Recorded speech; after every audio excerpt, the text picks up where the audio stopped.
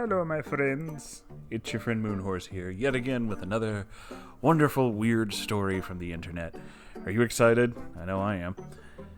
This is Creepbeard, the hentai-loving creeper, from our friend Mielian. I still like to yell the middle part, but I shouldn't. Anyway, hi Moonhorse. Hello. And Sango. She's actually asleep right now. She's not feeling so good. It's been a while since I showed up. I've been busy with work lately.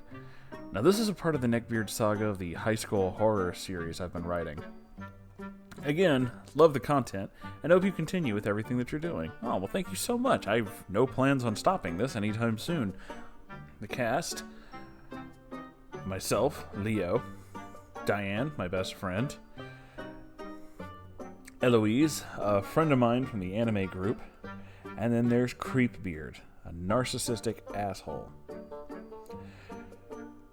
Creepbeard was an old classmate in primary school, and once again my classmate in 11th grade. I didn't have any opinion of him before, and I thought that the same thing would happen this year. Normal, basically.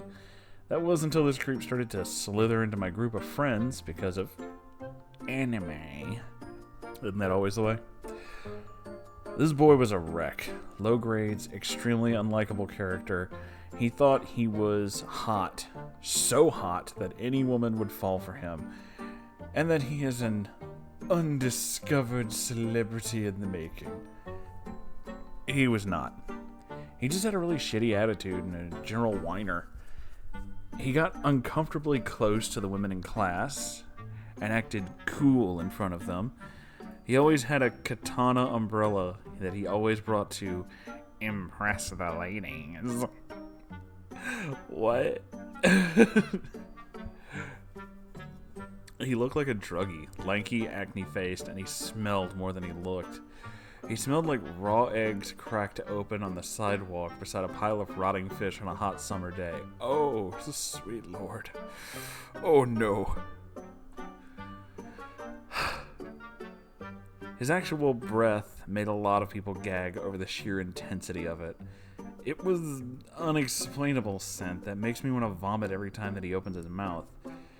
His teeth had tar thicker than road cement. By far, he was the worst smelling person I have ever smelled in my entire life. Wow. And I wasn't the only one who had the same line of thought, because almost half the class separated like the Red Sea every time he moved. Oh boy. I mean, you can smell him before you see him. He stunk hard. And since the teachers feel the sheer eye-watering piss-poor hygiene that he has, he was asked to deal with it. But this 10 out of 10 asshole beard chose to use Axe to cover it up. Axe body spray and BO do not mix well. We learned that from Chris Chan. I'm sure you kids remember that, because that was Chris's thing, is for a while there he would just spray himself with Axe instead of actually taking a bath. It didn't work. It amplified his scent 20 times the normal. And in an air-conditioned room, the scent lingered and consumed the whole class to the point that most people in class brought their own perfume and air freshener to clear the air for a bit. It also helped that every after class, a person just stands up and opens all the doors and windows to air out the smell. Yeah, he was that bad. And by the gods almighty, he never noticed. Or he didn't care. Or he never smelled himself before. Self-immunity to this smell is the level of confidence a person who has crippling anxiety should have. He makes me believe in mind over matter, because if he actually believes that he smells like freshly picked roses, by God's will in his deranged mind, I guess he thought he was. Creepbeard is called Creepbeard for a reason. Or better yet, reasons. As I said before, I wasn't rich, and I had a scholarship to study at that school, so every penny counts. It paid good money, and I didn't need to leave the campus premise. I had a job, and it paid good money, so I didn't need to leave the campus premise to do it. It also helped that most students that I had as clients were shitty at school, so even my shittiest job got them the best grade they ever had. And that's generally how I met Creepbeard. Unlike my clients that actually paid, Creepbeard tried to scam me off of money and opted to use the asking questions to get the answers out of me. He was a prick and pretty shitty at his tactics, and so he finally gave up after a while. But at the time, I didn't realize he was slithering his way into my friend group. Again, the anime friend group in the previous story attracted another one of these narcissistic bastards. He started to latch onto my group like a leech, sucking as much blood as he could. The rest of the group actually hated him, but were too polite to drive him away. Through the anime group, he found out that Diane and I draw as a side hustle.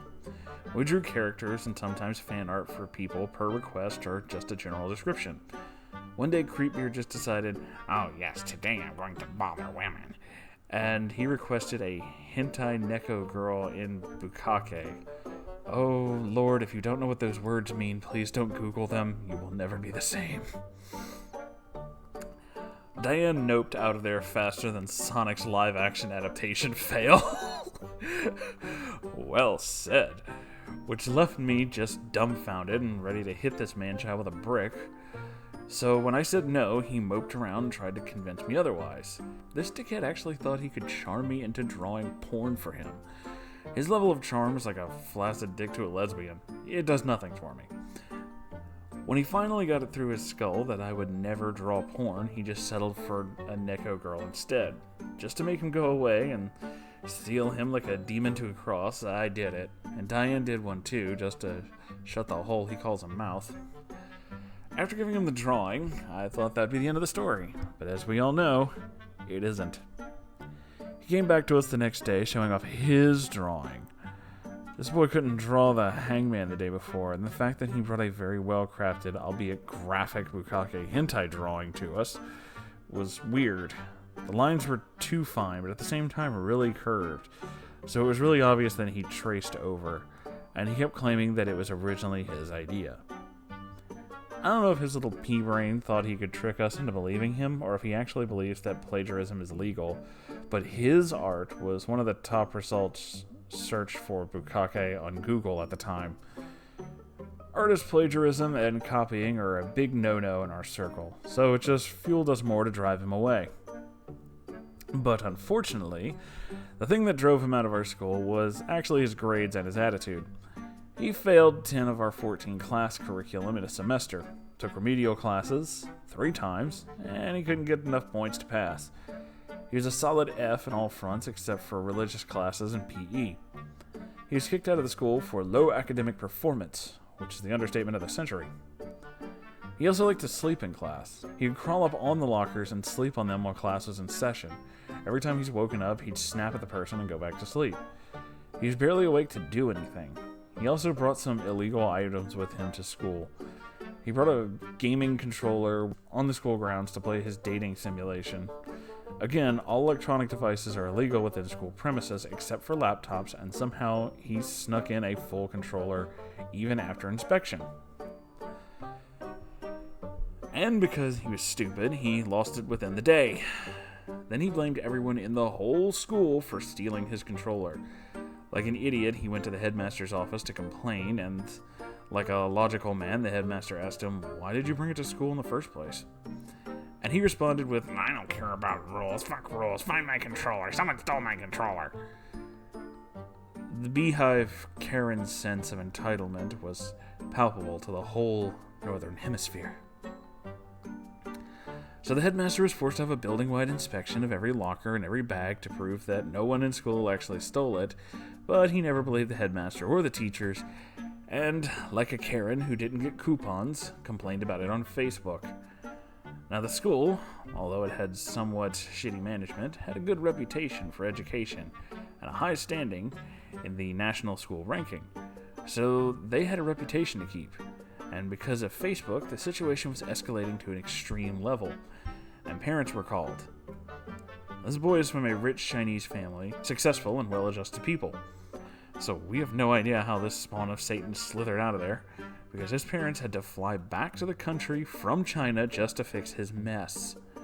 Later we found out that he actually just left his controller under the bed of his messy apartment, and he wasted the time of hundreds of people in our department just because he wasn't responsible enough to actually know if he brought it or not. And the other pair of controllers he had was left to a mutual friend when he visited their house. This friend, let's call him Eloise, was a really nice person. Eloise, even though hating Creepbeard with the fires of 1,000 suns, invited him to play video games at his house. They did, and apparently Creepbeard forgot his really expensive controller in the living room. So like a decent person, he called Creepbeard's house to find his dad taking the call instead. Keep the controllers as punishment, the dad said to Eloise after hearing Eloise's side of the story, and to this day, Eloise uses that controller like a maniac every time he plays Smash. After this incident, which the whole department, a whole 5 hours after dismissal time, wasted, people were pissed at him. People in the dormitories were fined for being late, people missed their buses home, and someone had to hail cabs just to be home before curfew. I had to walk home because buses were out and cabs are expensive, which took a solid hour to reach, by the way. Let's just say Creepbeard was not exactly what you would call popular. Then the wallet started to go missing. Classes were all angry and pissed because within a week, 10 people lost their money. Some were for dormitory payments or projects. So everyone's in shambles. Then we noticed a pattern. Creepbeard always complained about his family not sending enough money for his needs. And suddenly, after someone's wallet went missing, he'd magically have the money and he would flaunt it like an idiot. Everyone hated him because within the second week of it happening, everyone knew it was him. But the icing on the cake for me was when he stole Diane's week's worth of food allowance. He was caught red-handed holding her wallet, and then suddenly all her money was gone. But he kept denying it. Instead, he just got defensive. Diane let the incident go, but she had to starve for a week because of him. Then lastly, after being kicked out of school, he announced that he was studying one of the top universities in the country under a volleyball scholarship. Yeah, that was a lie. With his grades, he could barely even move a grade up. When he left the school, he cut all contact with the people there, and soon we found out that this guy owed Eloise over $500 in cash when he borrowed money. Eloise gave up on getting the money back because the controller's more expensive anyway. Last I heard, he repeated high school a few times. P.S. If you do notice that Creepbeard isn't really part of the Neckbeard society, it's because he was kicked out before all of the Beardies merged into a Thanos-like world-destroying entity. Well, alright. This guy, holy crap. I mean, at first he sounded... it sounds like he's got all kinds of problems, especially like the stealing and the things like that, but... Maybe it's because his parents don't spend enough time with him. Maybe it's a lot of things. I'm not a psychologist. I'm not a therapist. I couldn't tell you what causes all this, but that is just not okay. All of the things are just not okay. I understand him trying to make friends, but he definitely went around the whole wrong way of doing that. You don't just ask strangers to draw porn for you. I understand the attempt to... play games or something and try to alleviate your stress, though why you would bring it to school, I don't really know. But the stealing, there really isn't an excuse for that. I mean, just, you're a thief. That's pretty shit. It's just not okay, especially when you steal from someone who then can't eat because of your selfishness. Kind of messed up, my dude. Kind of messed up. But anyway, thank you all for watching, and I hope you enjoyed this story. If you did, make sure to like, comment, and subscribe, mainly because I think it's pissing off YouTube, and that's kind of funny. And if you'd like to keep the lights on in this place, and I certainly hope you do, please feel free to donate to my Patreon or buy something from the merch store. There's new stuff in the merch store all the time, so always feel free to look at whatever is in there. I don't know where I was going with that sentence, but there it is. The links to all that and more are in the description below. I love you all so very much, and I'll see you in the next episode. Goodbye!